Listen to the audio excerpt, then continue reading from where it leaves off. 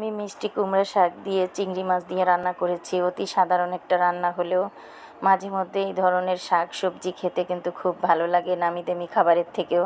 তা আমার একটা ফেসবুক ফ্রেন্ড ভাই রিকোয়েস্ট করলো মিষ্টি কুমড়া শাকের রেসিপিটা দেওয়ার জন্য রান্না।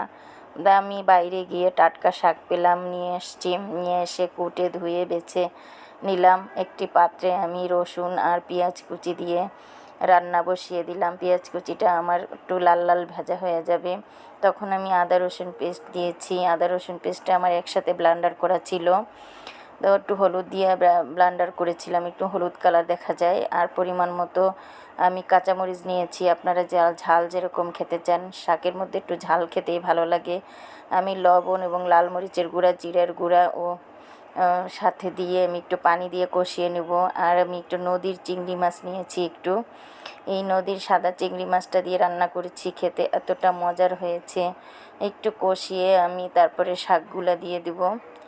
শাকগুলা দিয়ে একটু বড় পাত্র নিয়েছি, কারণ এই ধরনের শাকসবজি রান্না করতে গেলে একটু বড় পাত্র না হলে চতুর্দিক দিয়ে ভরে পড়ে যায়। তো আমি একটু পানি দিয়ে ঢেকে দিব।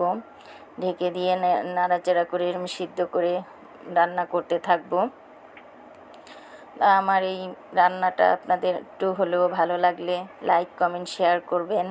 আমার আফরিনস কিচেন নামে একটি ইউটিউব চ্যানেল আছে, সেখান থেকে যারা দেখবেন তারা একটু করে সাবস্ক্রাইব আমার চ্যানেলটিকে দিয়ে রাখবেন, যাতে নতুন কোনো রান্না আপনারা দেখতে পান।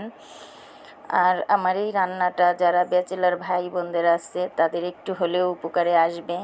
এখন আমি ঝোলের পানি দিয়ে আবারও ঢেকে দেব। এরকম ঢেকে দিয়ে নাড়াচাড়া দিয়ে রান্না করতে থাকবো। আপনারা শাক সবজি ঢেকে দিয়ে রান্না করবেন, তাহলে পুষ্টিগুণ বজায় থাকবে। আমার রান্নাটা হয়ে গিয়েছে, এখন আমি একটা সার্ভিং ডিশে উঠে নেব। এই যে আমার শাক রান্নাটা এতটা মজার হয়েছে, তা